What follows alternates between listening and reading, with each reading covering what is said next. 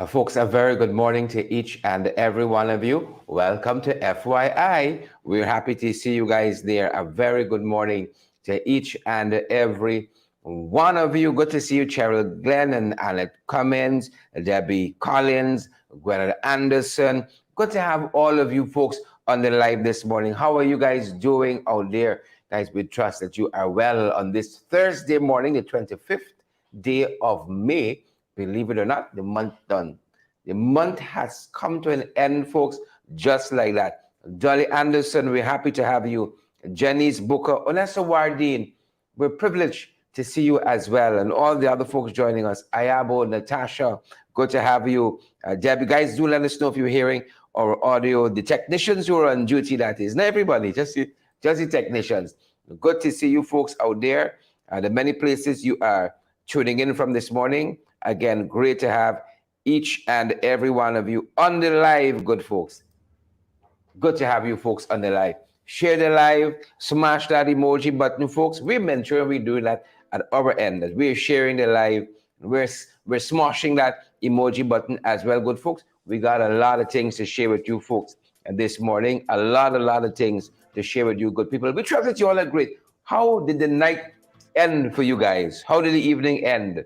Good to have you there. I see Deborah Leach is here with us, and John Jones is here with us as well. I see Jenny's Booker, good to have you there, and Edward Brooms, great to have you there as well. How did the evening end for you folks, and how has the day started? We are delighted to see all of you folks are out front with us this morning. We are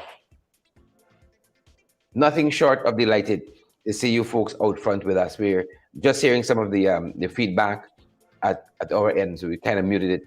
It was good to have you folks nonetheless. Great to have you. Lots to share with you guys this morning, and we want to get right to it. Lots to share with you, good people. Yvette Granham, we see you there, Yvette. Thanks for joining us. And all the other folks from all the other places where you're coming in from. Again, good to have each and every one of you. See, Diane Fordyce is with us. You see, Diane is there with us. Good to have you, Diane. Dion, good to have you near as well. Brenda Braffett, Donna Brown and Brenda Braffett, we see you guys. Donna Brown, we see you folks. Wherever you're joining us from around the world this morning, we're thankful that you guys are here with us. We are super thankful that you folks are out front with us. Super thankful, folks. Take the opportunity to share the live and smash that emoji button for us. Take the opportunity to do that, and that's going to help us a far way. That's how we say. It's going to help us a far way. It's going to help us a far way. Guys, we're super happy.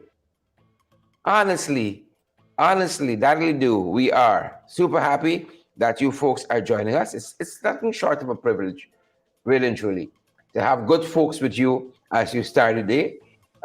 It gives you that kind of oomph, just that kind of oomph that is needed. So thanks again to all of you folks who are joining us. Thanks to all of you folks who are joining us. We are privileged, dotting our I's, crossing our T's at the back end. But that being said, folks, we are super privileged for all of you who are joining us and who are going to help us have the program to be what it's going to be. We're super happy for you guys. Thanks for being here with us. Who do we have with us this morning? Oh, we're seeing so many of the good folks. Where do we start? We're seeing so many of the good folks. It's like, where do you start? Where do you start? Good to have you folks here with us. Super excited. I think we're about ready to get going. Methinks that we're about ready to get going. Again, good folks, wherever you're joining us from, we're happy that you guys are here. And I think we need to cross one more T, just to make sure we're good to go. Yep, there's we are. Folks, we are ready to go at our end, and we hope that you good folks are as well. You guys are ready to go at your end as well. Thanks for staying with us, good folks. Thanks for staying with us this morning. Coming in from so many places, David Wood and Out Front Parts, we see you guys. I see Edward Brooms is here as well. Faye Nicholson, Donna McDonald is here. Marilyn Parag. Good to have you, Marilyn. Great to have you, as a matter of fact. Great to have you, Marilyn. Diane Gravesandi, how are you doing, Diane? Diane. Folks, tomorrow, let me alert you early. Tomorrow, we're going to be boots on the ground tomorrow morning, so we're not going to have a morning show. We're not going to have a morning show tomorrow because I got to be boots on the ground, and you're going to know more about that. You know, once boots on the ground, you're going to know. Sooner or later, you're going to know. So Marcella Fordyce, Dolly Anderson, Ravi Dirup. Ravi Dirup. Good to have you, Ravi. Joan Collins, we see you there. Karawashi Rafit, how are you doing? Karawashi Rafit, how are you doing? Guys, again, good to have each and every one of you here. I think we're fired up and we're ready to go and ready to get into the morning papers. Ready to get into the morning papers today. And guys, we're covering a lot of things. Good folks, we are covering a lot of things. Here's one of those headlines. One of those headlines that we're looking at. This is what the Secretary General of PAHO, Secretary General of PAHO, Tadros Ghebreyesus, he's been making this point a lot of recent, folks, and we'll encourage us to listen. We will encourage us to listen. This is Tadros Ghebreyesus. He heads up that World Health Organization. PAHO, rather, I'm mixing up. The Pan American Health Organization, Tadros Ghebreyesus, and he says there should be bold action to prevent the next pandemic, future health emergencies. Bold action. We got to do it now. You see, guys, you got a lot of political rhetoric out there. I've read years ago how men use words of action to cloak inaction. Something I was reading. That stood out to me as a youngster. Using words of action to cloak inaction. Us as a country, we as a people, we got to move beyond that. You see? Because when the testings come, like the Mario fire, then you see all the failings. When the testings come, like COVID-19, then you see all that is wrong, laid bare. Bold action is what Tadros Ghebreyesus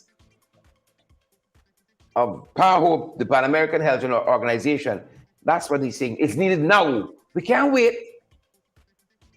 We can't wait. They say when opportunity comes, it's too late to prepare. You see? When the opportunity comes, you can't go and say, hey, now I can learn the thing. No.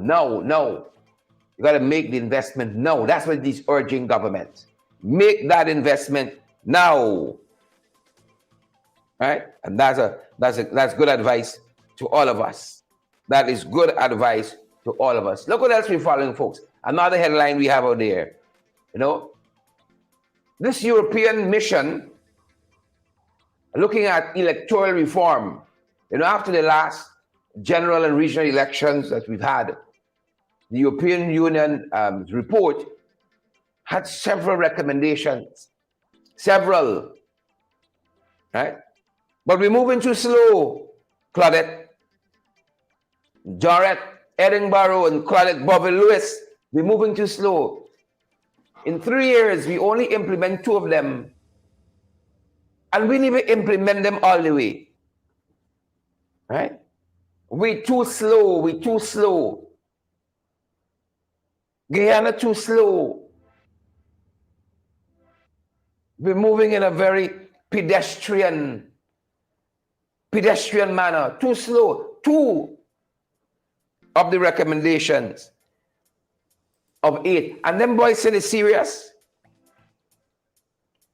Them boys said it's serious about electoral reform. They don't want to go back to a protracted period in our electoral process. But we're not moving the needle. We're not moving things forward. One of the things they recommended was that we must reach a consensus on the voters list. We must meet a consensus on the voters list. Jamaica Williams, we must have a consensus on that. Can we have a consensus on the voters list? Can we have a consensus on the voters list? That's what they said. They said they want a consensus on the voters list among the other things. Right? We got a lot of dead people on the list. A lot of dead people on the list. And the list got, I think it's widely acknowledged, the list got to clean up. The list got to clean up. Well, that's what the folks were admonishing us. 2 of 8 priority recommendations. There are others, but the priority recommendations, imagine that, 2 of 8. And it comes, and it said, bam, bam. Big people say, pim, pim. Pim, pim. Yeah. 2 of 8. You gotta watch that. Gotta watch that. 2 of 8. Yep. Look what else we're following, folks. Look what else we're following this morning. More info. Look what else we're following. They're telling us the manhunt continues. The manhunt continues for Smalley. The escapee, he left.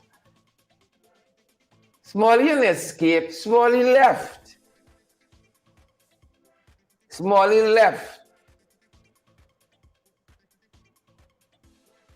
Right? And since they tell us the boat captain and the young woman who used to go and visit Smalley ever so often, the Venezuelans, right? The Venezuelan, those are the only 2 persons who have been held. The boat, the man who piloted the boat, and this young woman. Ethylene, Rachel, Claudette Boville, Vanessa. So we kind of stalled a little bit. I think our security professionals, the folks who should be, our professionals in this area, right? Who should be the professionals in this area? We got to start behaving differently, right? Got to start behaving differently. We say, behave like a big person. Ever hear that? Behave like a big person. But we got to start doing that. Behaving professionally. So the folks said that the manhunt for Smalley, even though he left, Smalley didn't escape. Smalley left. Telling us that the manhunt continues for Smalley. Of course, there's no regular updating with this and so on. Because as a country, we can walk and chew gum at the same time. God forbid we should have 2 things of national importance happening at the same time. The whole government could collapse, under the pressure of that. And Smalley take a back seat now because,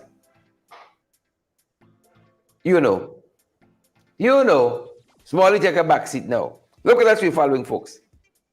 Look what else we're following. Parking meter pat, Chevex.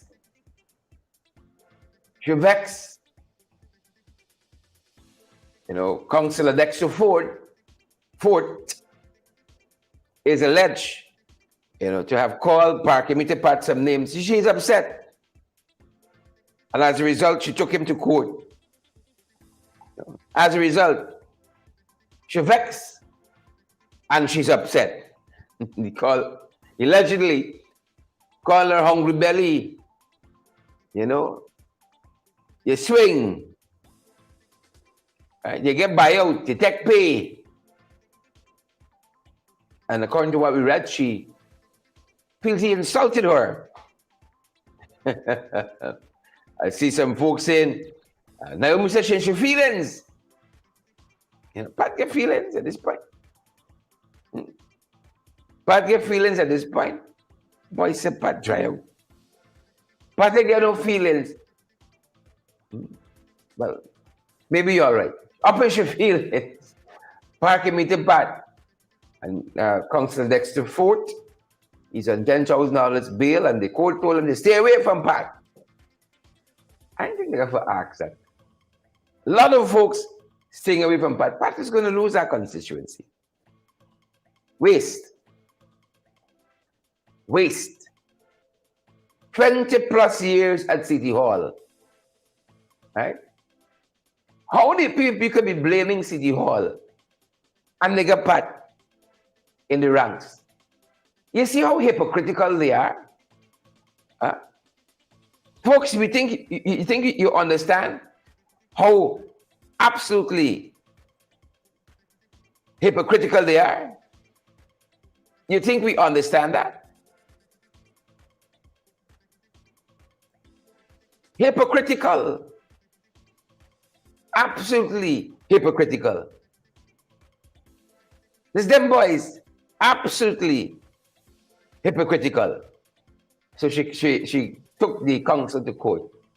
$10,000 bail, till the matter is determined and stay away. Well, they had to ask me. Pat looking at thingish these days though. I could understand. My Pat move. I tell you, I could understand. Right?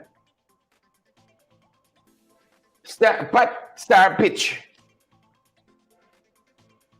In her camp, she star pitch. Right? Past the shelf date. She's still free, she got some life in her. And so she beat out. She gotta make a run for it. Right? Gotta find a way to have some kind of legacy after all these years in local government. Right? Never to have been elevated higher. That must be something to be grappling with in your old age. Right? I feel I had all this political prowess and, bright politically and all of that. But all of it came to nothing. Right? It's the heart, it's the heart. Your heart dark. It's the heart. And so she had one last ditch effort to make something of nothing. Right? You know that old song? I'm hearing it in my ear. Making love out of nothing at all. She gonna try to make a legacy now out of nothing. And she has been one bad decision after another. And this is just the latest one. That will go nowhere. Because what will become of Pat after she loses her constituency? Well, she didn't even have the courage in the twilight to come as a first past the post candidate. She knew she couldn't win by sheer votes. Since her old age, she gone now as a PR. When they add up all the votes and the portion seats, she can get a seat. Didn't even have the courage after so many years in City Hall to face the electorate. Didn't even have the courage. Parking meter Pat. So the same folks that were running down City Hall, out there doing nothing. I see them on big billboards. Give George Chung a chance, which we tried to give George Chung a chance with her, and that is why she was left out. Tried and failed.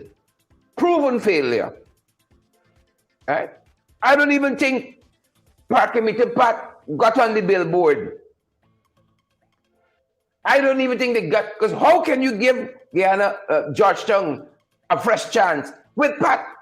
But that's how they're hypocritical. That is how they're wicked. Give George Chung a chance with Parking Meter Pat. And when people talk the truth, Pat vex. So she carried Dexter Fort to court. Fort in court because he called her a hungry belly. She take buyout. Right? And some other You know, it's not what people call you, it's what you answer to. It's not what people call you, sticks and stones. But you see, she gets fragile now in her old age. We can understand that.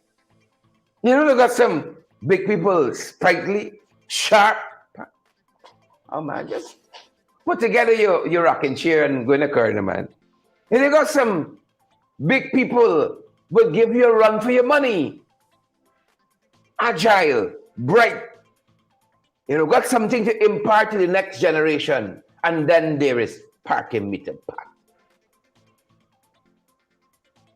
Nothing to offer. Right? She swing over on the other side and now she's vexed that you should be critical of her decisions. Right? You can't be in the public domain and you're thin-skinned. See, she didn't even learn that in all of her years. Didn't even learn that. Right? Didn't even have the courage to face the electorate of constituency 12. Yeah? But put your rocking chair by the window and relax yourself. If you got any dignity left, a shred of it left, put a rocking chair by the window and chill out. Rest yourself. Rest yourself. You're ready. I am at her stage, age and stage. Out there like a flat foot hustler. I see her in some of the videos. Out there, haven't made zero positive contribution to Georgetown in her tenure as mayor. And they got the audacity, the gumption to say, get Georgetown a fresh chance. To throw more parking meter around your neck. That's the hypocrisy of the people. They're abusing down who not good for Georgetown, but then they got the architect of the demise. Wrap up with her for a fresh chance. Give us a break. Give us a break. Please and thank you. Trying to find my way in my notes. What else are we following this morning, guys? What else are we following? One heartbreak to the next. One heartbreak to the next. People are buying this story. Girl was sad and bitter. And lit the whole dorm on fire. People not buying that. Right? Starbucks News said in its editorial yesterday morning, it was a quick conclusion. Quick conclusion. Folks not buying that. There were a lot of other failures this time yesterday morning. Your boy Earphone, they done run out. You done run out. Oh. Careful what you all post on social media. This is a democracy. More like an autocracy. He wants to do the thinking for us. He wants to do the thinking for us. They put out this cockamamie story. Right? They put out this Nancy story. They put out this Mariddle Marie story. But I don't want to have us to have an independent thoughts. They're parading these young women, politically prostituting them, politically trafficking them. But the vex when you comment on social media about it. This is the wickedness of the people. Sheer wickedness. Starbucks News this morning. Good folks.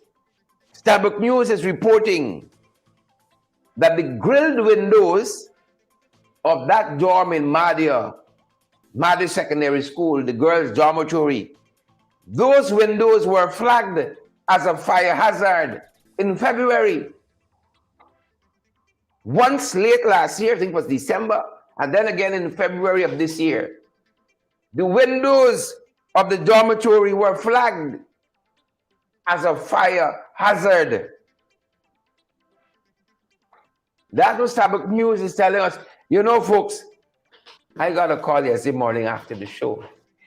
And she who shall not be named, young woman said to me, I'm happy I watched the show. I ain't got by the papers. I would have never known. How about the fire at the dorm in Ramadan? I would not have known of the fire at the dorm in Ramadan. I would not have known of the fire at the boys' dorm in Bartica if I didn't tune in. But it was Starbucks News helping us to reflect on that. But what she was saying, you do the reading first and you come and you tell me. She said, I ain't buying the papers. I used to buy papers. No, we get all the information here. Send us the paper money. Send us the newspaper money as a donation. Send it to us as a donation. As recent as February of this year, folks, as recent as February of this year, Starbucks News is saying those grills on the windows, the dormitory there, Mother Secondary School, female dormitory, were flagged as a fire hazard. Patricia, flagged as a fire hazard. Sheila Boychild, flagged as a fire hazard. Amanda Daniels. Or do we all just say, all right, and move on? Is that the approach?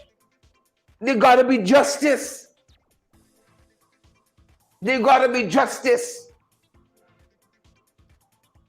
And I am very, very taken aback that with all the shortcomings, you got a lot of jagabats and trench grapples, some of them on the line even now. You know, still holding out. Government do nothing wrong. Y'all got a special place in purgatory, a special place in hell. They're still holding out.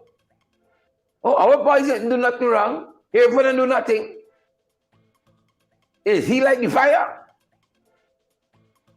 But he allowed out the circumstance that turned it into a blaze. He may not have scratched the match. In February, out front parts, Starbucks News is saying the grills were cited by the Guyana Fire Service as a fire hazard. That's what I'm telling you.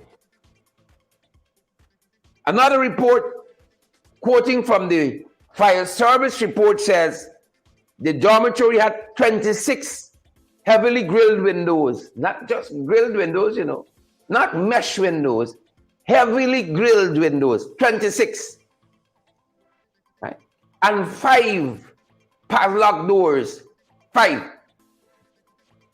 Folks, this wasn't a dorm. This was a detainment center. This was not a dorm. This was a prison. 26 heavy grilled windows and 5 padlock doors. And in February of this year, the fire service, according to Starbucks News, told the authorities this is a fire hazard. But did they listen? They don't listen. They do not listen. They don't. And all the Guyanese are talking right now. You know the PPP telling us, don't say nothing. That's what Airfund run out to tell us yesterday morning. Don't say nothing. That is what he came out to say yesterday morning. Don't say nothing. Right. Let us do the talking for you. Let us do the thinking for you. But Amanzo Walton is here. She listening. She listening.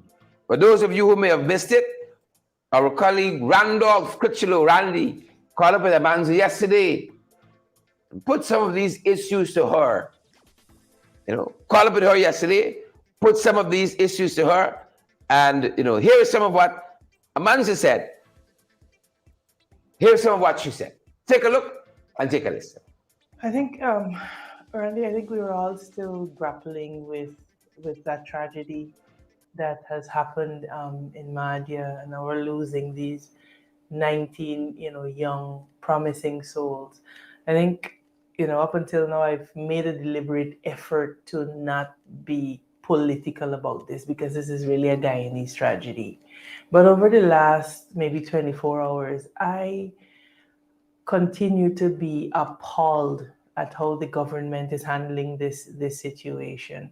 From the report that has come out so quickly that this fire was allegedly set by one of the young students in the dorm because of her being unhappy with disciplinary action.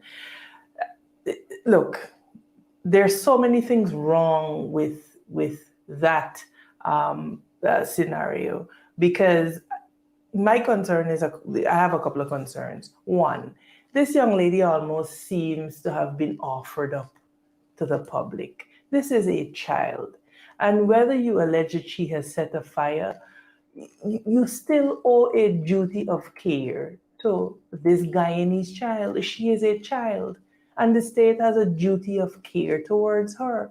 They seem to have offered her up to the public for the type of crucifixion that we are seeing, that Irfan Ali has this morning now come out to try to mitigate. They were the custodians of that narrative. They allowed it to be out there in the public. It was published on their propaganda pages. And now that the horse has bolted from the stable, you are coming to tell the people of Guyana to stop engaging in self-analysis, as he has put it. What nonsense. What nonsense.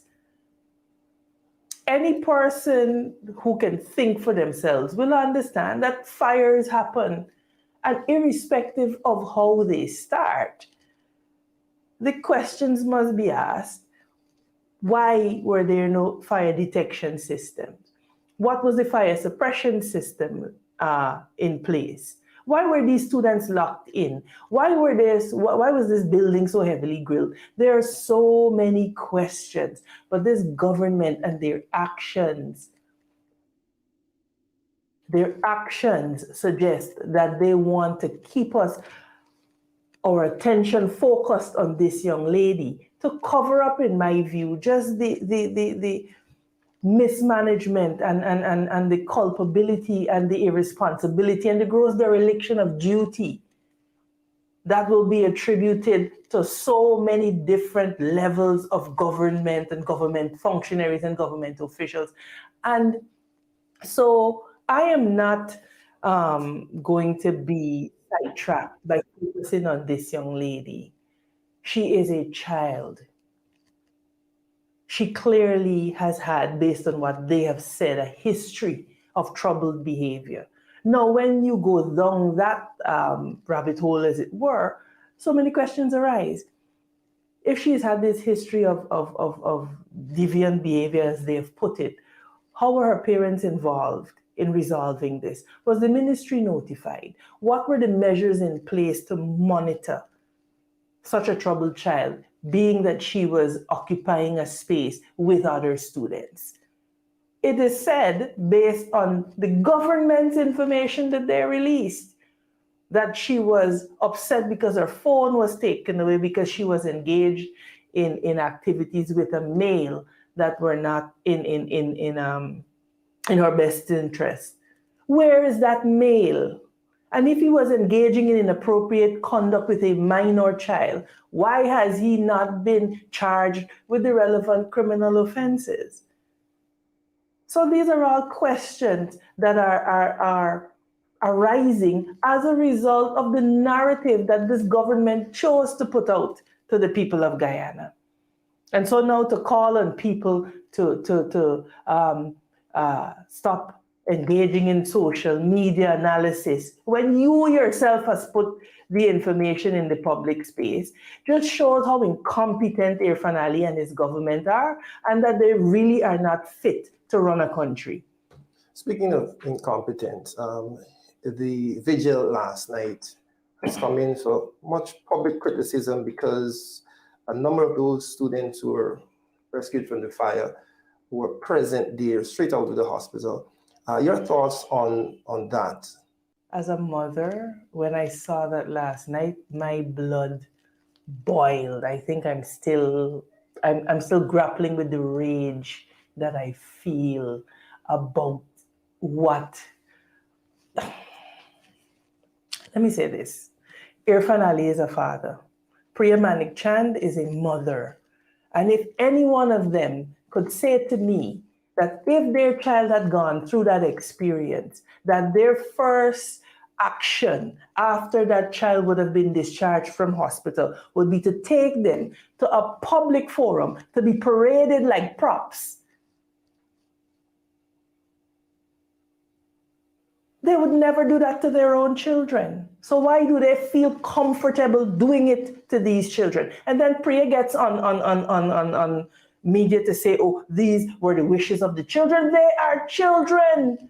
And we as the adults have a duty to provide the guidance that they require. More so, the fact that they are in such a traumatized state. It was callous, it was depraved, and it was nothing short of exploitation of our children. And the whole pack of them should go home. Everybody should be made to resign over this. Listen, I have had to really control myself. When I saw Vindhya with that young girl with a broken arm, parading her like she's a showpiece. Now these children have just survived a fire.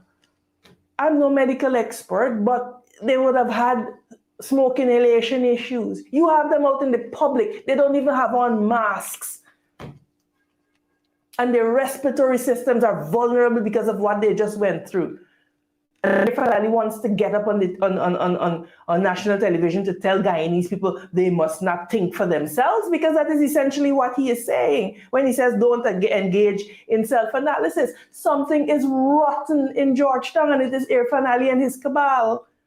And we have to, as Guyanese, call them out. We got to hold them accountable. Well, over the next few days, I expect that the government will stop using these children as props for their photo opportunities. There are protocols involved when children are involved in tragedies. You look the world over and you see efforts are made to protect the identities of children.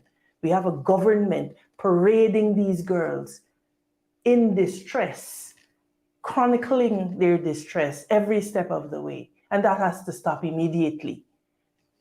The next thing I think has to happen is a commission of inquiry has to be established.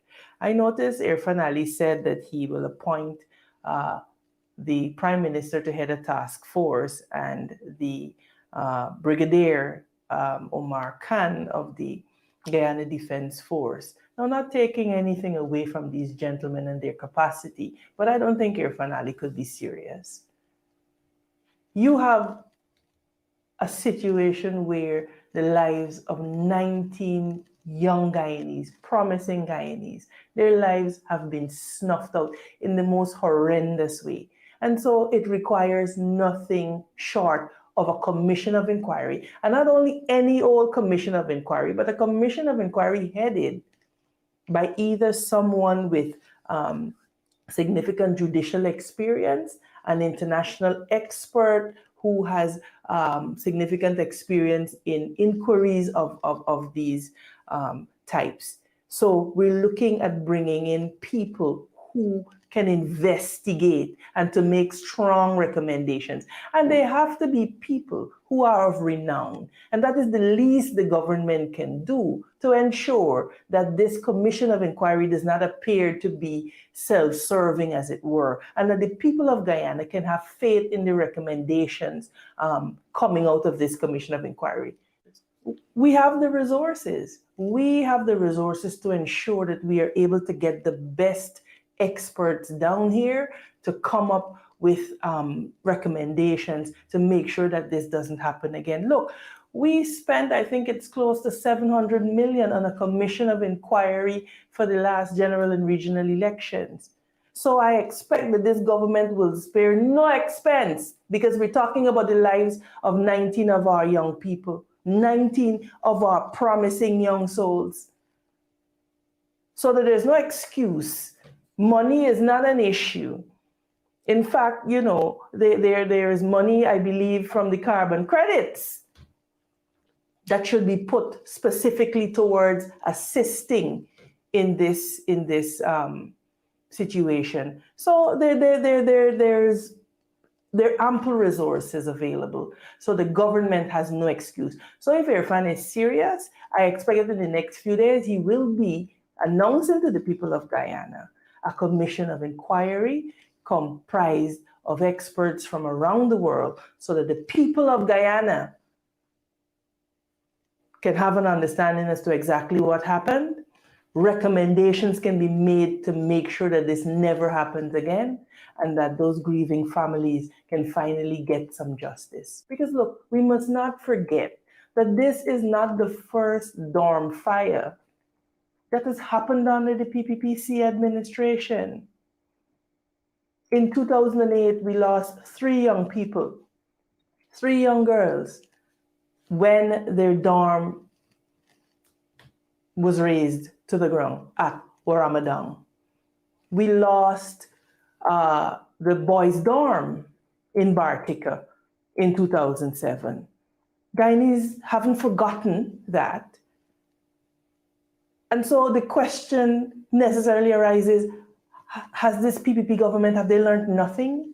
What have they learned? They've presided over 2 fires in dorms. Yet you have a situation in Madhya where the dorm is grilled up, not with mesh or any other such protection, but with industrial gauge steel. And so they are locked in. Our children are literally imprisoned in their dorms, whilst we have dangerous prisoners escaping. And the government must answer for that. They must answer for that.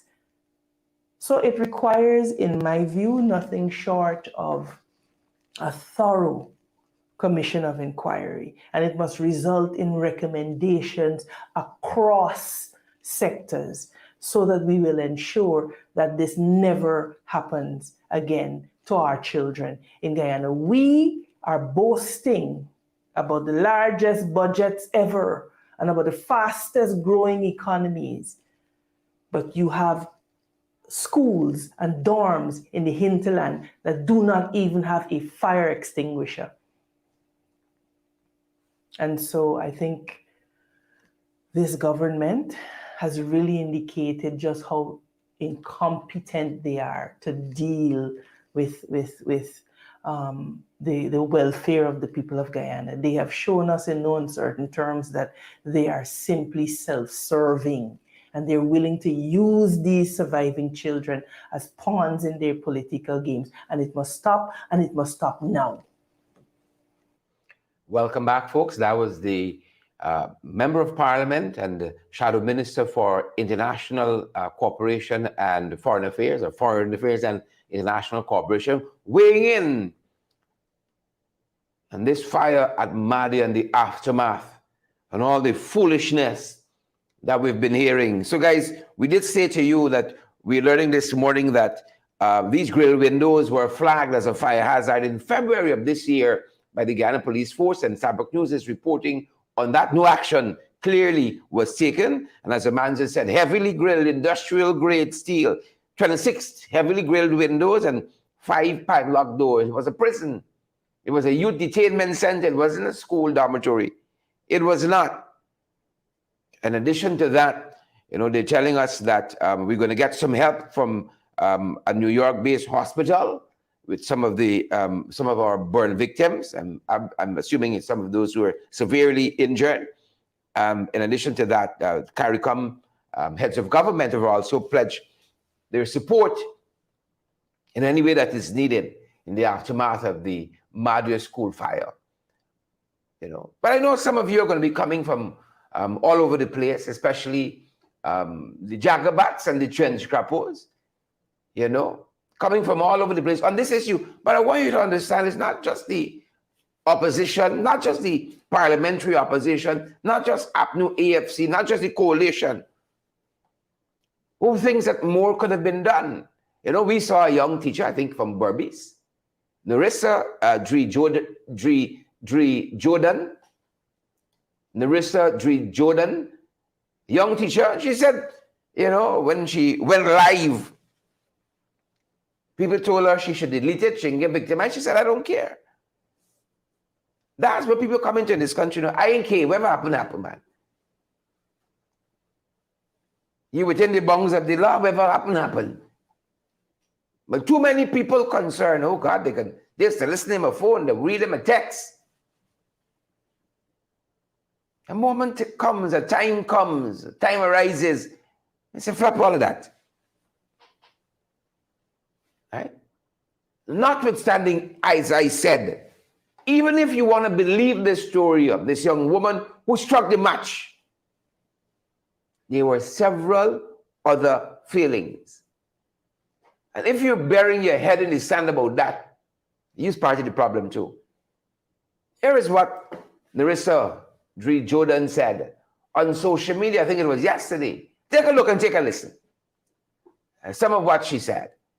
She's a citizen like you and I, and she has a right within the context of the law to speak her mind. A lot of people are emotional about this matter and letting it be known. Yep. Take a look, folks. Apologies there. And take a listen. Hey, guys.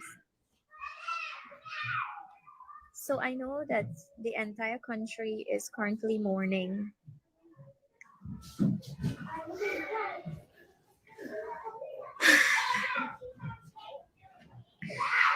We have changed our Facebook DPs to black. I'm sure that everybody is reaching out, sending prayers, sending their thoughts and best wishes. Because it is a really, really sad time in Guyana right now. And if you're a mother, then you would know exactly how those people feel about what's happened. Since this morning, I can't even go through my Facebook. I can't go through my messages because all I'm thinking about is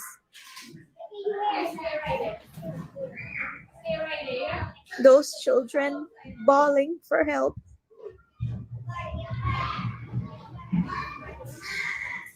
I bought my lunch and I can't eat it. How can we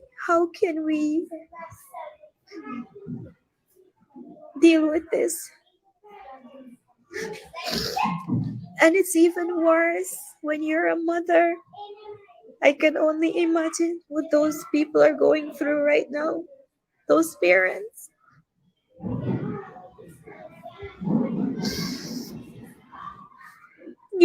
So much could have been done. People are saying, what could have been done? Come on. After the first school fire, so much could have been done. National budget, they could have ensured that every single public building has a sprinkler system. They could have ensured that there is an emergency exit in every single public building. They could have ensured that fire extinguishers were available. Let me be honest, right now in my school, all we have are sand buckets. And people are saying, how do you blame the system? And that we can't blame the system. But let me tell you guys the truth. This system has been screwing us too much.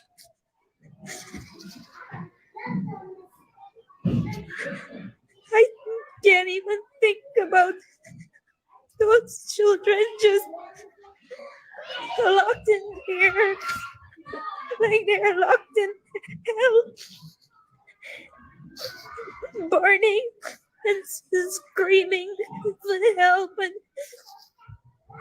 they couldn't have been helped.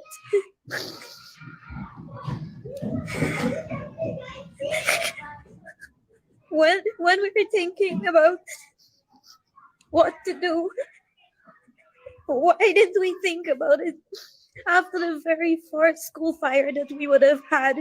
You would think that the first thing that they would have done was to send fire extinguishers to all the schools and all the dorms and all the public buildings. You would think that they would have put the systems in place to ensure that it doesn't happen again. You would think that after the first school fire, that they would have done more. I can't imagine a mother losing her child in this manner.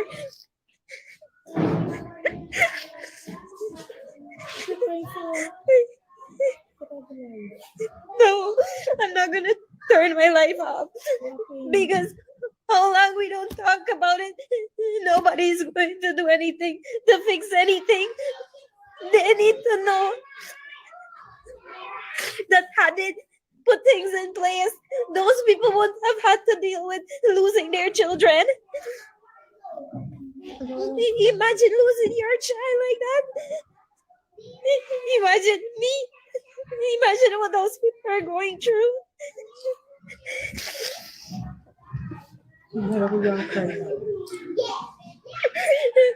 She means it this morning. I've been trying to bear it, but I can't. I can't.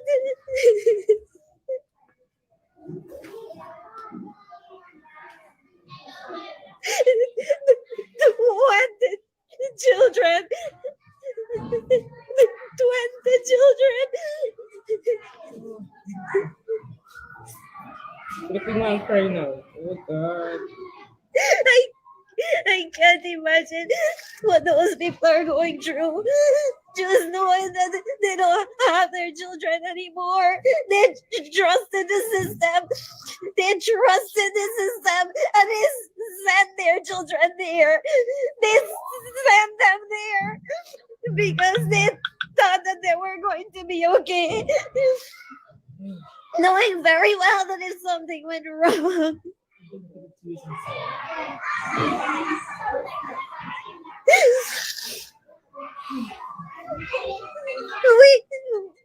I don't know. I don't know.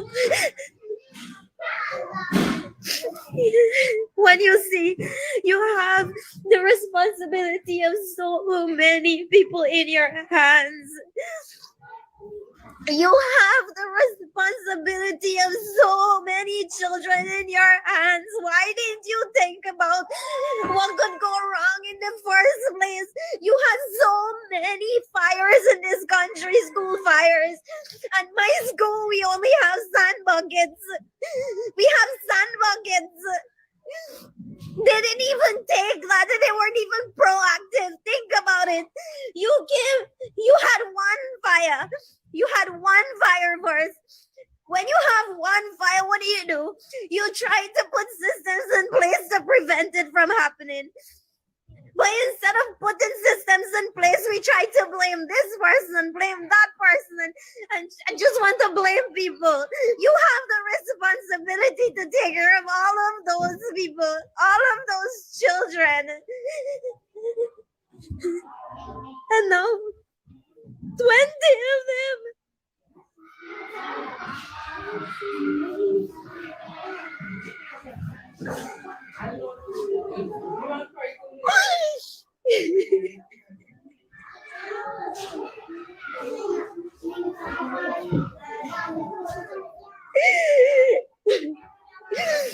We could have done so much more. And we could have done so much more for them. Imagine if that was my child. I can only imagine what those children had to go through in those last couple of minutes.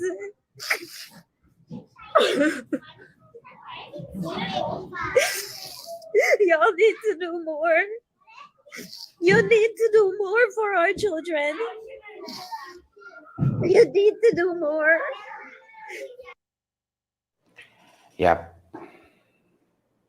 Yep. The system failed those children. The system. And that was a young teacher in the system. Narissa Dreed Jordan. She said the school she's in. Now we got some sand buckets. I doubt it's got 10. All we got here is some sand buckets. That's all we have. Ponder on that. And don't let me victimize her. You know, don't let me bash her. Because that's some of us, you know, like that. How dare this Indian teacher speak against the government and you're going to bash her. You don't want to listen. You got to listen to the other side. That's part of the democratic process.